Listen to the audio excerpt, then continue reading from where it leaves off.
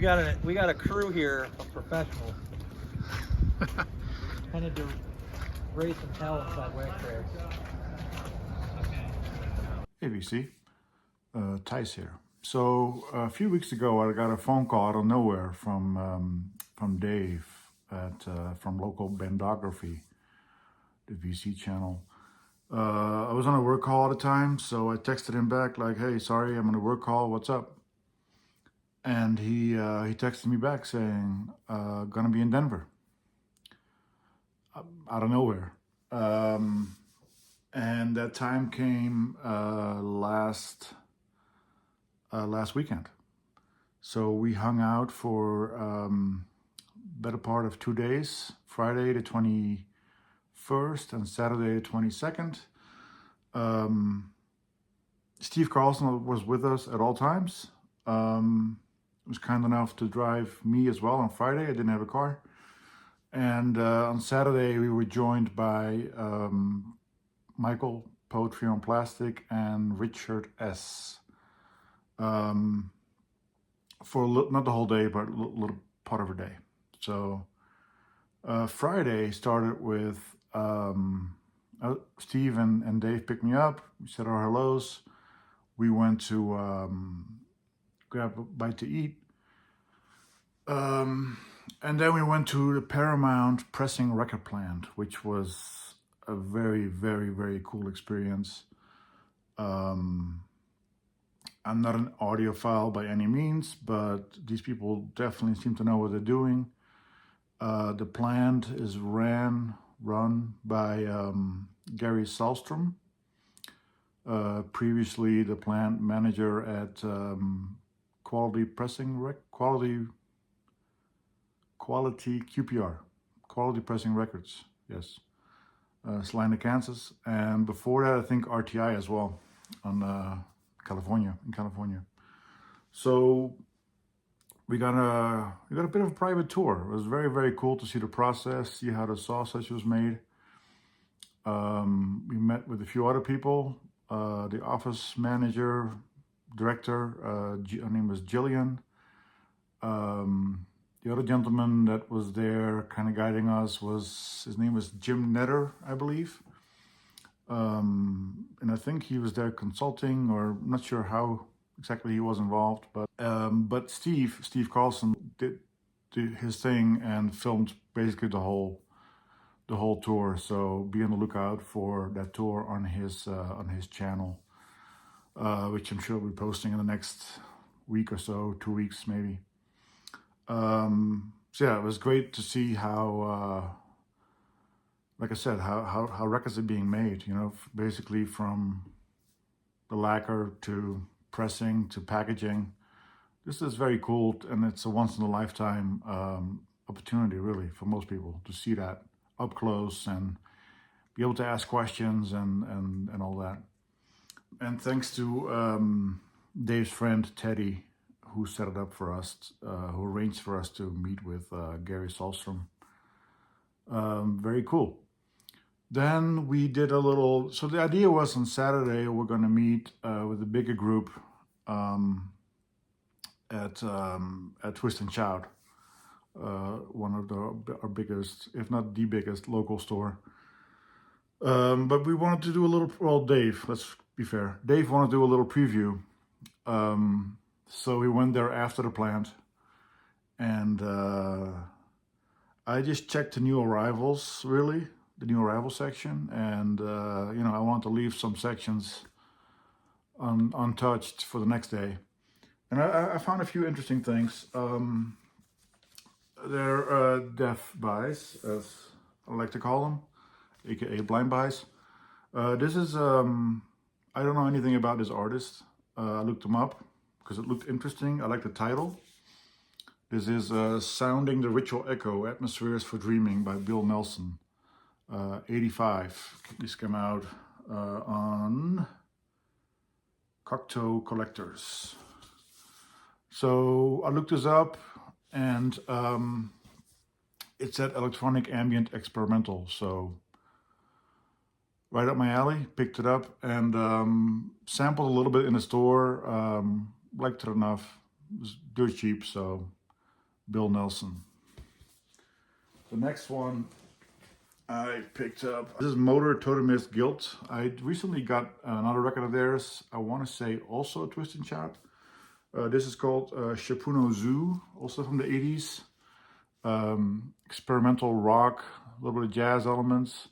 And what caught my eye on the lineup here, that there was on one track, was Tom Richon, VC's own Tom Richon, on turntables on track 7. Yeah, there's keyboards, bassoon, percussion, turntables, tuba, ghost, cello, piccolo, bass, keyboards, vibraphone, percussion, trumpet, guitar, voice, clarinet, saxophone. So it's definitely a wild affair. This came out on, don't know where it came out on, but it has a cool packaging too. It opens up like this.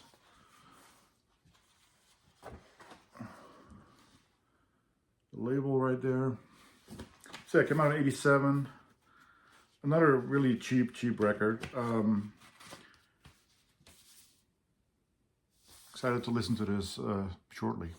So as I was listening to this at the listening station, I get a little tap on my shoulder, and it's Dave, and he's threatened before he arrived already in messages that he was gonna put records in my hands and I had to buy them. So this is the first, I think, first of 2 or 3 total he put in my hands that I ended up buying. Not due to peer pressure, but because I actually wanted these records. This is John Carter, Dance of the Love Ghost, which he found in the jazz section. Came out in Grand Revision also in the 80s, 87. Great lineup here. It has John Carter, Terry Janor, Marty Ehrlich, Bobby Bradford, Benny Powell, Don Preston, Fred Hopkins, Andrew Sorrell, etc., etc. So great lineup.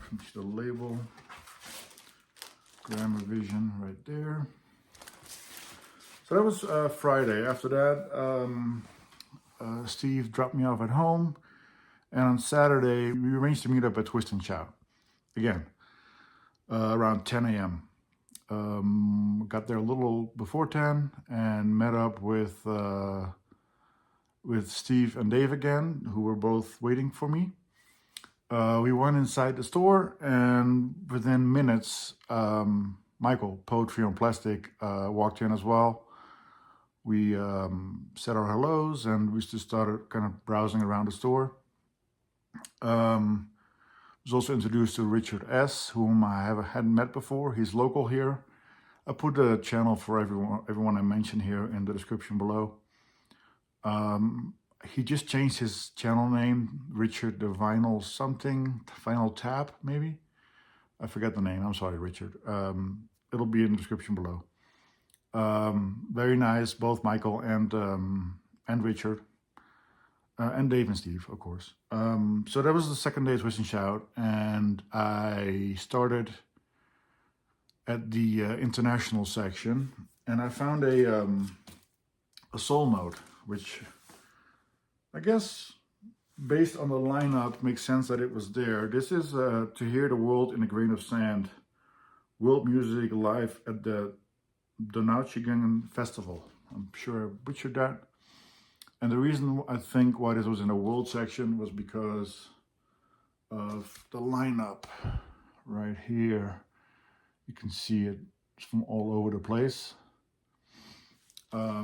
Listen to this, great record, great recording, great music, more than anything. Yeah, always, whenever I see a soul note or a Black Saint, always happy to add those to the collection. So actually, did I have another international one? No. So right behind the international section is the classical section, which I purposely hadn't gone into the day before, because I knew Michael, Poetry on Plastic, was going to come. And, you know, he knows his shit when it comes to classical. So the first one I found there was a CRI, American Contemporary. This is David and Lois Birch, the pianists. Piano music, new piano music. As with Soul Note and Black Saint, always happy to add CRIs to the collection that I don't already have. And then I saw this one, and online, I looked it up online what this was, and it seemed interesting. Folk, experimental, blues, rock. It was listed as really expensive online, and in the store it was not expensive at all. So I picked this up. I don't want to know. No, I don't want to. Sorry, I don't want to. Cool cover. This is Henry Flint and the Insurrections. They're actually from North Carolina, I found out afterwards as I entered them into Discogs. So very cool. Came out on Locust Music from Illinois, Chicago. No insert here. Next on the classical section, I found a record that came out on New World Records. I recognize some of these names. I don't know this record, but it has Paul Shahara, Earl Kim, Shu Wen Chung, and Roger Reynolds.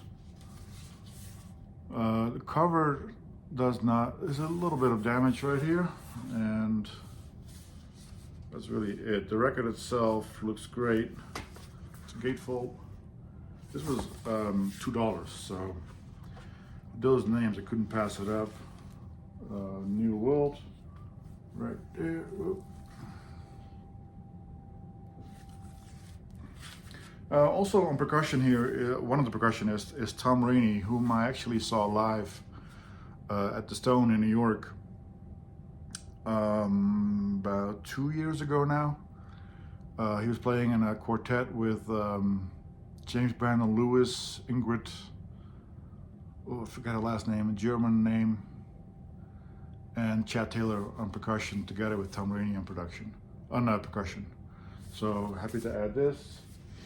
Then at some point Dave wandered back over to the classical section as well, and he kind of, you know, asked out loud, he's looking for the weird shit.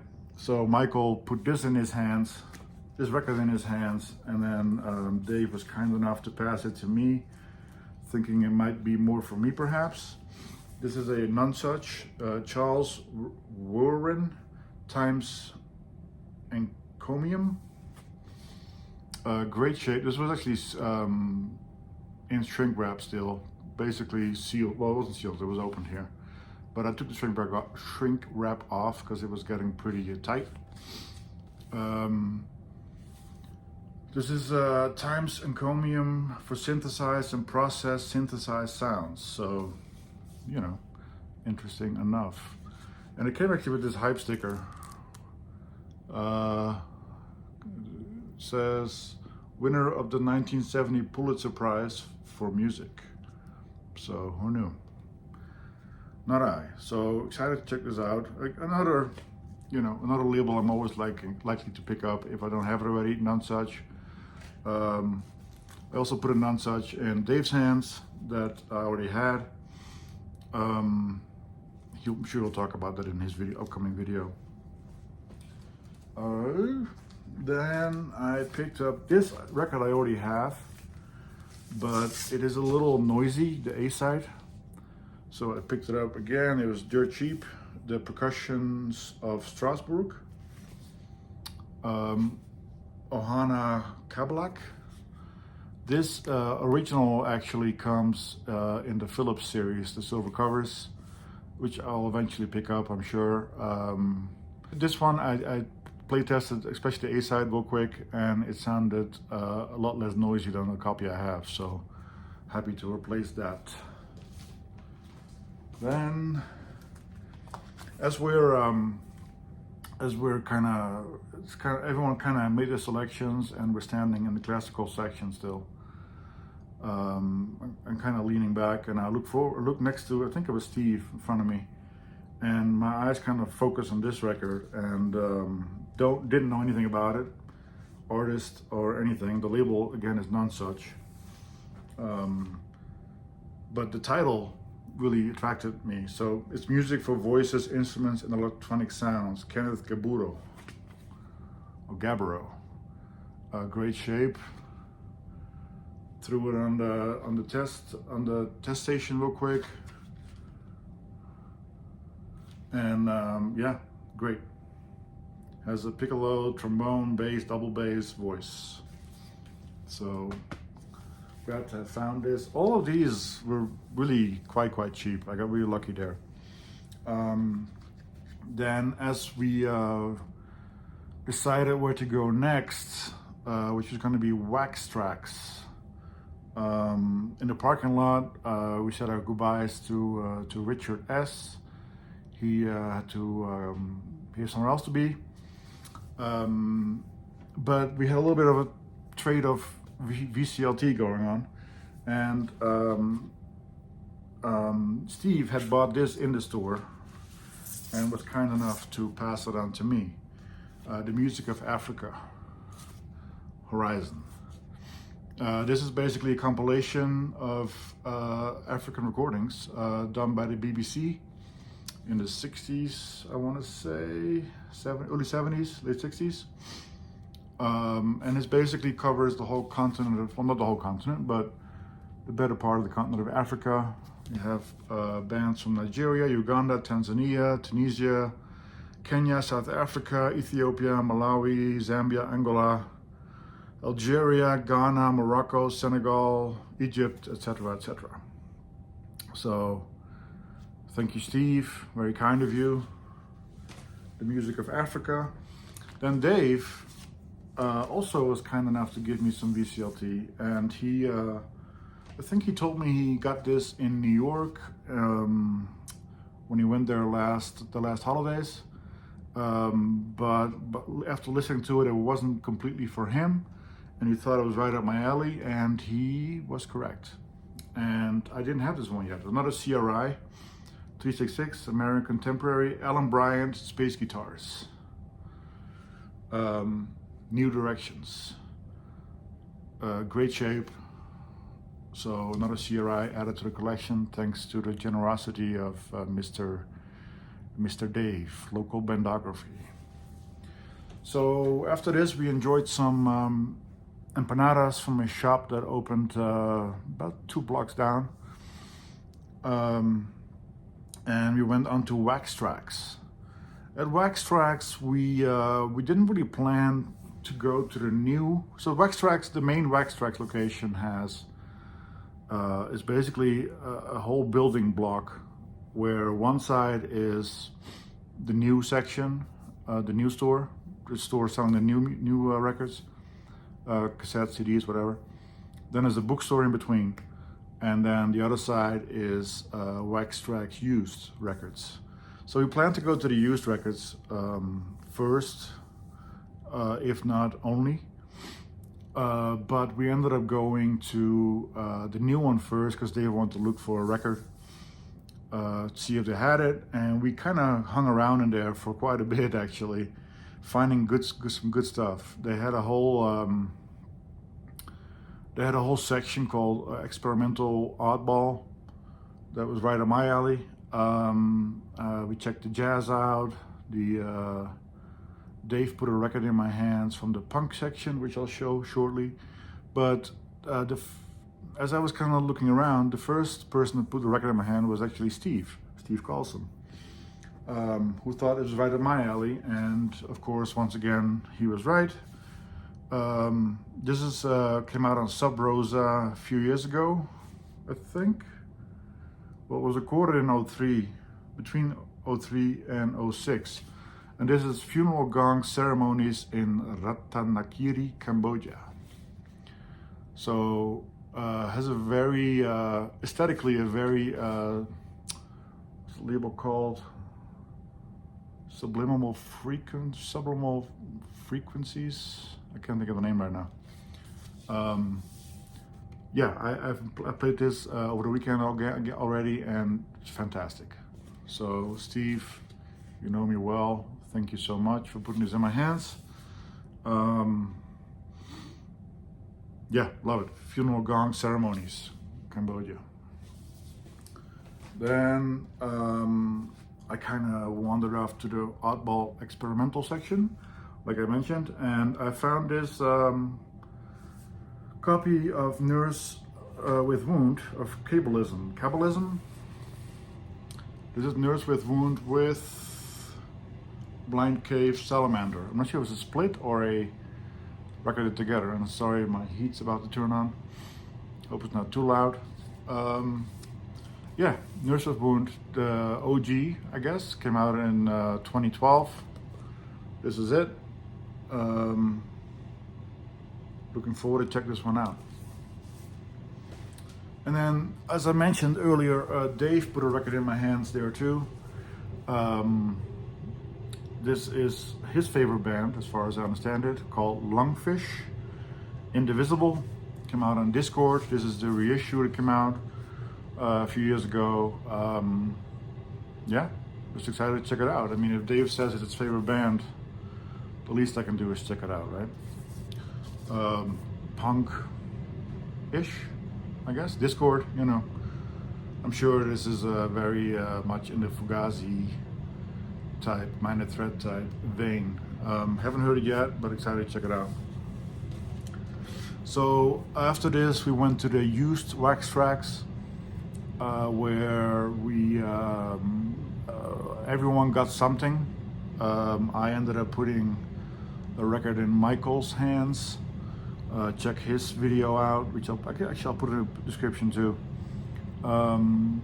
Where he found a very interesting record, and there's a funny story around it, so definitely check his video out.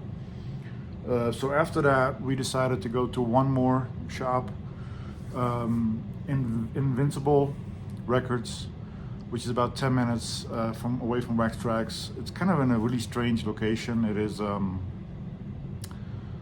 off the beaten path for sure. It's kind of in a industrial area. I imagine they get very little to no foot traffic. You know, the stuff I gravitate towards, the avant-garde, experimental, free jazz stuff, world music, international music, whatever you want to call it. We're kind of light, to put it mildly, but I did end up pulling out one jazz record. Well, actually, Dave pulled it out for me. So this is the third record he put in my hands. This is Egberto Gismonti, Sol do Meio-Dia. This is on ECM. Yeah, with Nana Vasconcelos, Ralph Towner, Colin Walcott, and Jan Garbarak. That's them. Yeah, it was very, very cool find. This actually came in, as we were told by the store owner, the day prior from the guitar player that's locally in a Clash cover band. What is that name? Nuns from Brixton, Nuns in Brixton. The guitar player traded in a bunch of records, and this was one of them. So went in the day before, went out the next day. So those are my pickups from this weekend, together with the pressing plant. It was a really, really fun weekend. Meeting all these people. I mean, Steve, I've met him a few times now. But it was great to meet Dave and Michael and also Richard S. So yeah, that's my weekend, and hope everyone's well. Thanks for watching, and see you soon. Bye. Money being saved. Okay, so it's going to be held down by vacuum. I'm going to rotate the stamper, and we're going to watch the groove move, and we'll see as I do it. So, see how far left it moves. Now, what I'm going to do is see how far right it goes, and then move it half that distance. We can use the lockout groove, but I found the audio groove to do more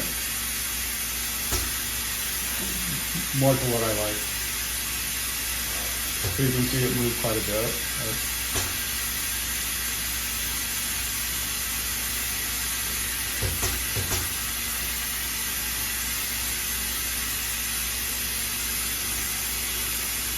So I try to use a groove that doesn't have minimal amount of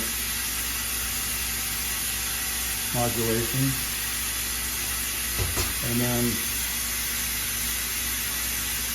so like right there, it's less than the width of the one groove wall. So I'm gonna go ahead and punch it. Get off the vacuum, and then take it over to that machine right there to form it.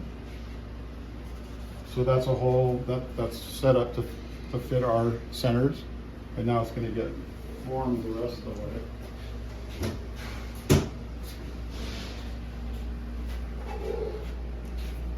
So I'm forming molds for two different types of presses, the virals and the Phoenix alphas.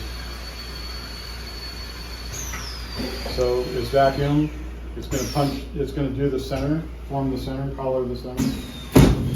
And now it's doing the outside edge and punching that excess nipple.